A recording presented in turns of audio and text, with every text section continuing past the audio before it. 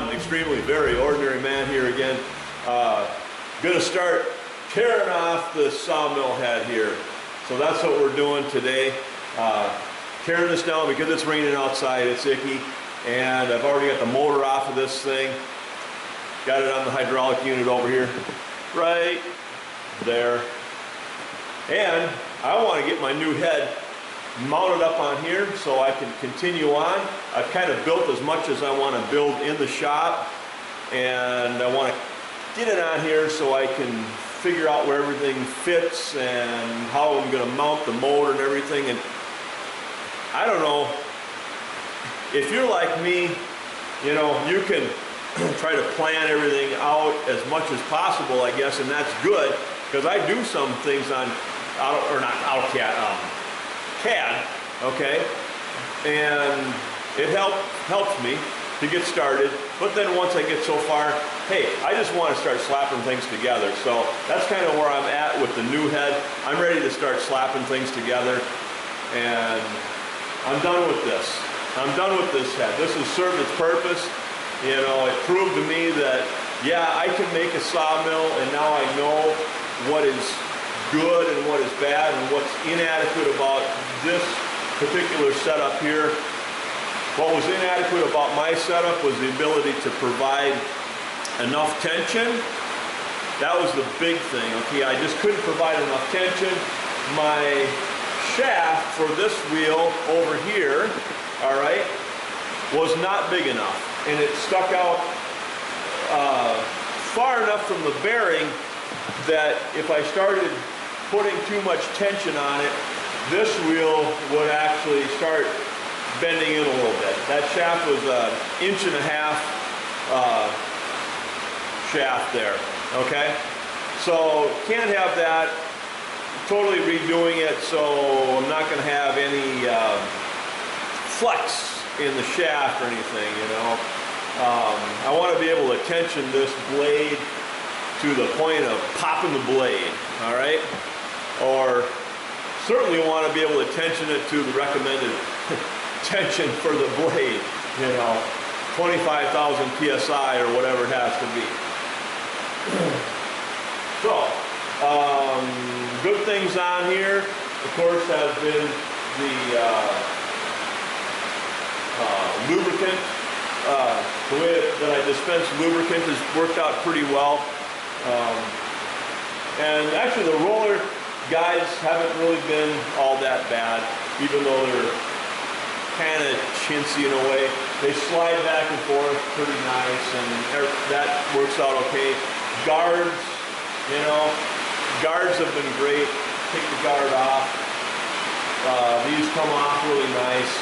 All that's going to have to change because the new head is just that much different. So I can't really use anything on here again, except I guess the wheels to start out with. So anyway, that's that, and my phone's ringing. So I will continue on ripping and tearing, and then we'll see you later.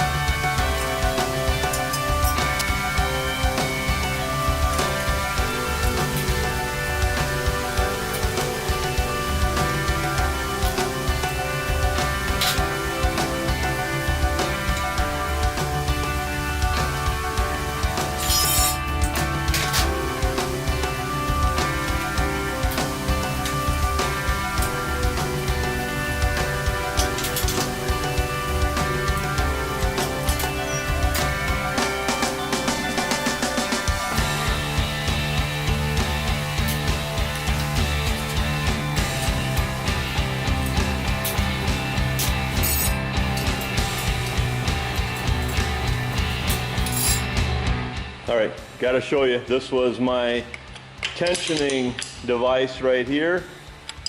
I've got a little threaded rod there, right here, and this whole thing moved back and forth.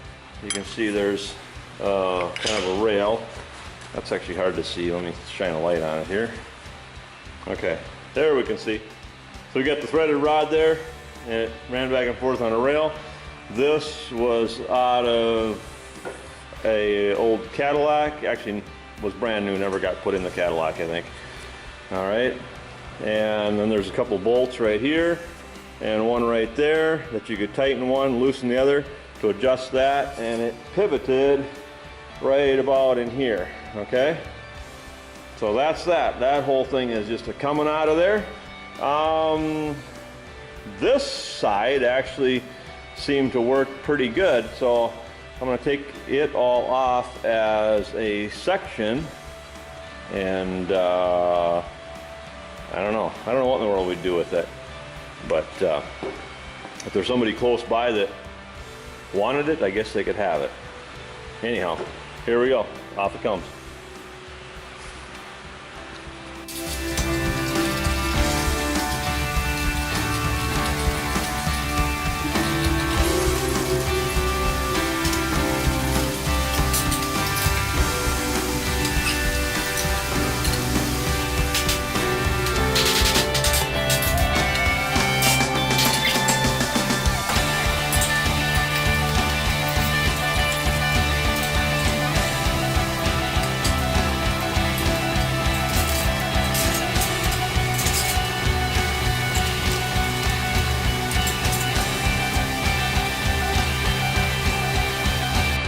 This right here is a milled groove in oil impregnated high density polyethylene. So you can see I sandwiched it between a piece of aluminum here and this angle iron, and I milled the groove out for this and milled the groove out for this, and just made it tight enough so it slid back and forth on there but didn't really move, so you could manually move it, but otherwise it would stay in place. But that is oil impregnated high density polyethylene right there in this little section right here.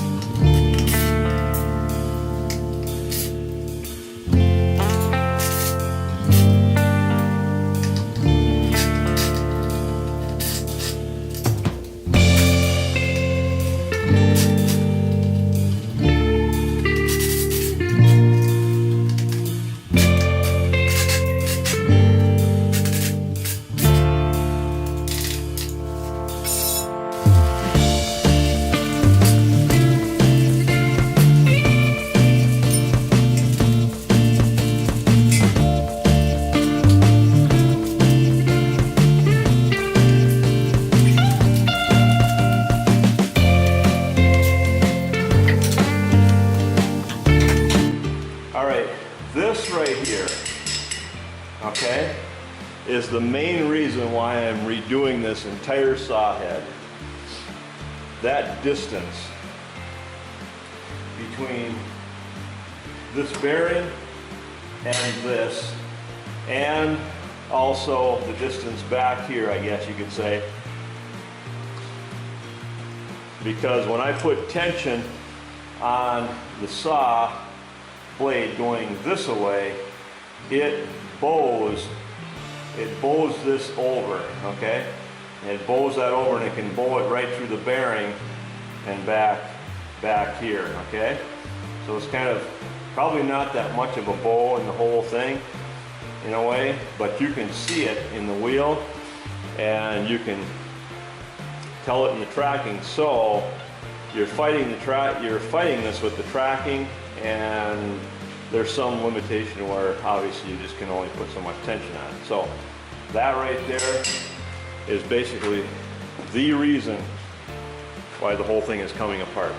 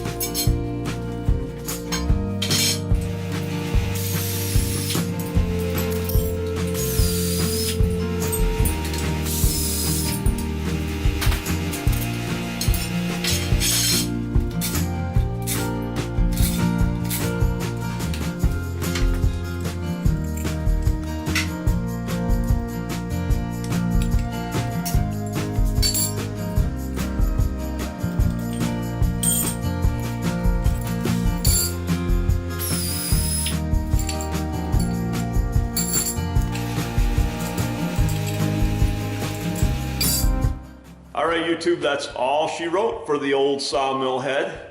It is done. Sayonara, goodbye, adios. And the new head is in there, still being worked on, and is going to be put out here. And hopefully we'll start to see some action, some building, and you know, things coming together and whatnot. Bolts and aluminum and just everything scattered everywhere. Obviously got to do a little bit of cleanup here before I can continue on. And I've got a few modifications that I need to do on this as well. A couple things that I want to modify. One, on these threads here, threaded rod. I think these are Acme. Maybe not. Maybe they're just plain square. I think they're Acme square thread. You know, the Acme's got a little bit of angle on the threads, and they're square threads, whatever, that are square.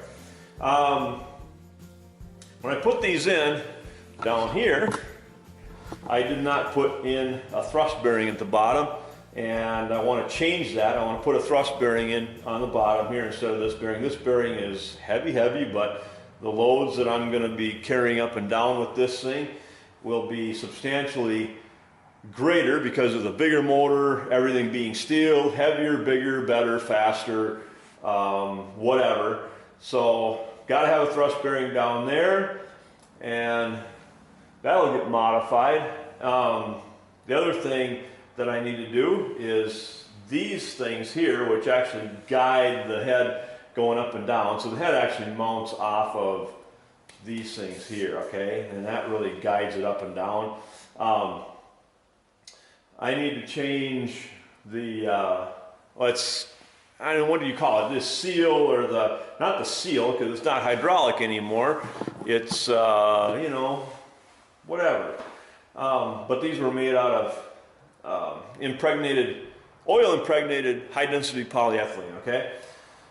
In here. So I had to custom make it. So I'm going to change that and make that out of like a bronze, make a bronze bushing in there, mill out a bronze bushing for each side of this, because that plastic, every time it got cold, it would shrink up a little bit and it would make this thing really hard to go up and down. I mean, I made the tolerances perfect, and sometimes perfect can be too perfect. I've learned that over the years in mechanical things, that sometimes tight tolerances are great, but man, they can sure do a number on you at times.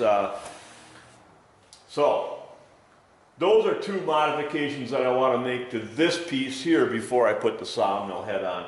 Other than that, really, there's not a lot else that I want to do to this here per se. And I want to get the sawmill head mounted on here as quickly as possible, and it really is about ready to be mounted on. So look for that, hopefully, in the subsequent videos. And I'm probably do a video on me modifying this stuff. But anyway, that is as it is. Thank you again for watching, and we will see you on the next video. See you, bye.